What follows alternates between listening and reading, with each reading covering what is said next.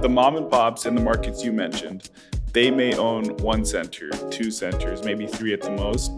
But in Chicago, a mom and pop might own 20 or 30 centers. You go to the East Coast, West Coast, Florida. I don't have up-to-date market knowledge right now, but a Starbucks would probably trade in the mid-5s on a cap rate basis. But you can buy one in Kansas City for the mid-6s. It's the same credit. It's not an exaggeration to say that Twitter has changed my career for the better. That connecting with people like you, connecting with retail broker Scott Stinson, right? Connect with Carter Martini, another guy on retail in St. Louis. There's just so many relationships that you can build through social media.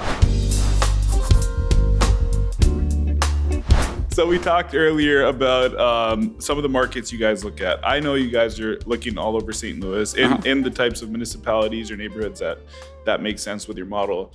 What other cities are you looking at? You say Midwest, or you've said Midwest, but that can mean any number of cities. So I think and I'm glad you asked that, because it's expertise, especially in retail, is very local. And our market knowledge decreases in scope as further out from St. Louis you get. That said, we have clients that have taken us to many of the major metros in St. Louis, including Drury, where I worked. I'd spent a lot of time in Indianapolis, spent a lot of time in Kansas City. And my partner, Chris, took Dutch Brothers Coffee all through Kansas and all through Missouri. Jared has taken Texas Roadhouse all through Southern Illinois and Missouri.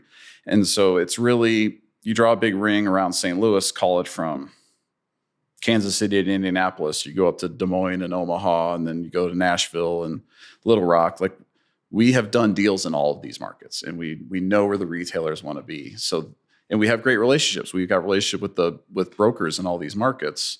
And so that's really where we can drive a lot of value. If you send me to Seattle, I'm not going to know a single broker, and I've never been to Seattle. I don't know any of the streets. So I can't pretend to have market knowledge.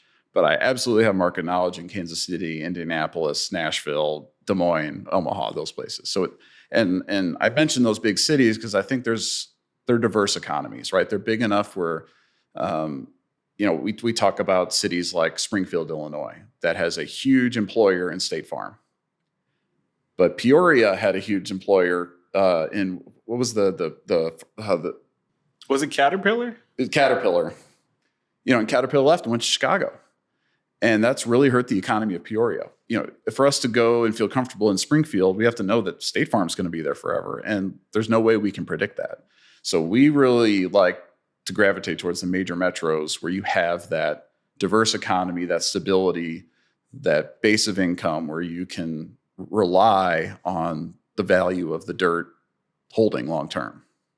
You didn't mention Chicago, so is it safe to assume it's Chicago? On purpose. Okay. Why is that? The story goes, Cook County has a real issue with their real estate taxes. Cook County, they can just jack up your real estate taxes whenever they want. And that risk is really hard to understand unless you are living Chicago real estate every day. And for us to get smart enough on Cook County real estate taxes would take more time than we have. We know other markets better. We feel more comfortable in the laws of those markets. So Chicago is just a beast of its own that we're just not ready to tackle yet.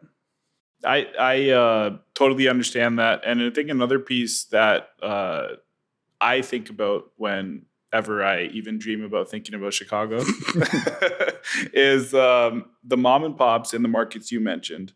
They may own one center, two centers, maybe three at the most. But in Chicago, a mom and pop might own 20 or 30 centers. Sure. And they may be operating like the professional outfits in some of these other cities. So I just think there's more opportunity in some of these cities that you mentioned as well. Sure. Why would you say you guys look at the Midwest compared to other maybe hotter parts of the country that have more population growth aside from market knowledge? Is there any other reason? Yeah, I think it's a phenomenon that I think you and I have talked about before. It's really strange to me that you look at a Starbucks that's on the market right now and the cap rate that we discussed earlier.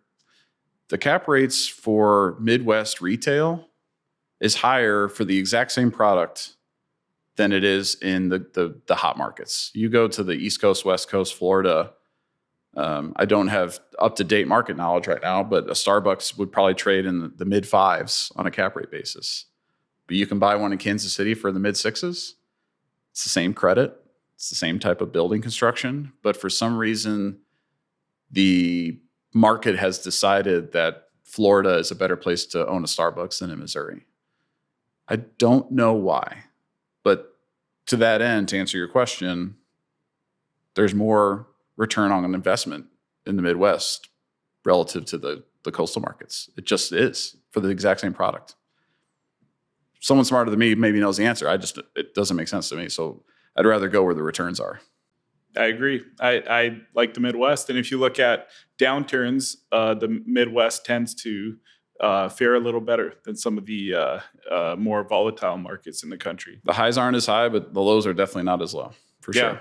Yeah, exactly. Well, how can people learn more about you, your company, if there was something else that they were wondering about?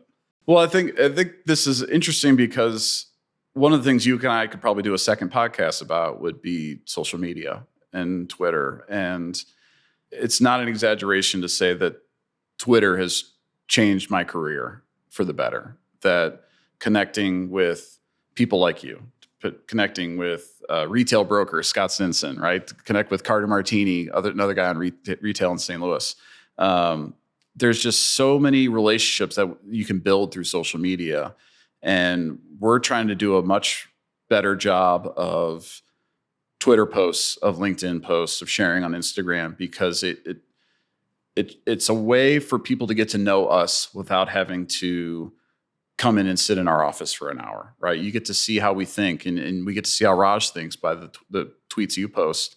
And I think it's just such a interesting time we're in that the more you share about your knowledge on podcasts, in tweets, in email newsletters, the more you can kind of gain credibility with an audience, that people understand you, understand what you're about, understand how you're looking at the world, how you're solving problems, and they can decide for themselves, oh, this is someone I want to follow. This is someone I want to keep track of. And if they ever have an investment vehicle, that I want to be a part of it.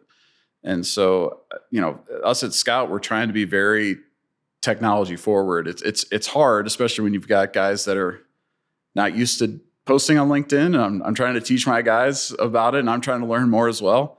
But it's certainly a cool opportunity to grow your brand in this social media age that we're in. And I think this podcast is like the perfect example of the importance of it. I agree. So if someone wants to learn about you, the way you think, they can search you up on LinkedIn or Twitter. And absolutely, yeah. Okay. And I'll link it as well. Yeah, we got LinkedIn, Twitter, we got a website. All the usual stuff for sure. And the website is scoutinvests.com. Invests is plural. It's hard to say. Yeah, we'll link that as well. So no worries. I think so that we end the show with what we call a hole-in-one. Yeah. So that's your biggest piece of advice for someone's either their personal life or business or both that they can implement today. I think you already gave a part of your hole-in-one or one hole-in-one, which is put yourself out there, whether it's, your Instagram, Twitter, LinkedIn, whatever. Let people see how you think or who you are. Do you have another piece of advice outside of what you just discussed? This Scout Capital phase of my life, which is going to be the last job I ever have if I get my way, happened because I took what I had learned and I decided to go for it. One of the most inspiring quotes I've ever seen was in the front yard in my neighborhood. There was a sign, just said, "It's never too late."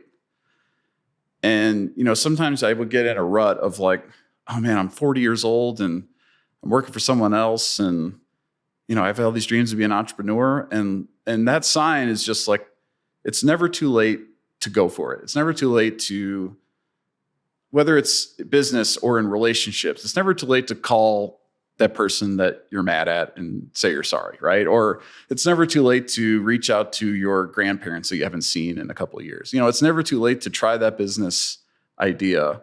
And to me, like, I just found that so inspiring. I saw that every day in COVID. I was like walking my dog and I'd be like, it's never too late. It's never too late.